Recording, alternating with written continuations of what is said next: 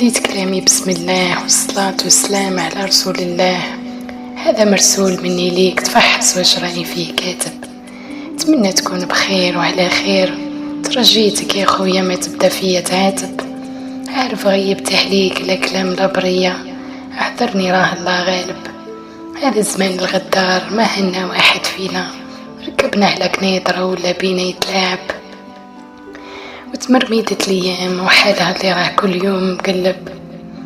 انا ما نسيتك يا صاحبي يا خويا، ياك محبتك وبلاصتك راهي محفورة في القلب. بعد سنين عديدة نبعث لك البرية ونقول لك وحشك راه في صدري لاهب. نتفكر واش عدينا مع بعض، ندعي ربي مولايا يجمعني بيك وحدا كل ما راني راغب. ولو كان يولي العام نهار والساعة غير تولي تغصب، فرقتك عليا الصفاد اللي تخفى على عينه دي القضية والله يولي كذب. نوصيك يا صاحبي يا خويا لا تخوض امواج التخمام في سفينته ولا تركب. يا خويا راه راح يجري حكاية بالدنيا، ما تحيا غير تفرج حوالك وقت فرحتك راه قرب. لقاني نستناك في المكان نديرو فيها قعدة زينة، تقابلني وتولي فيا تخاطب.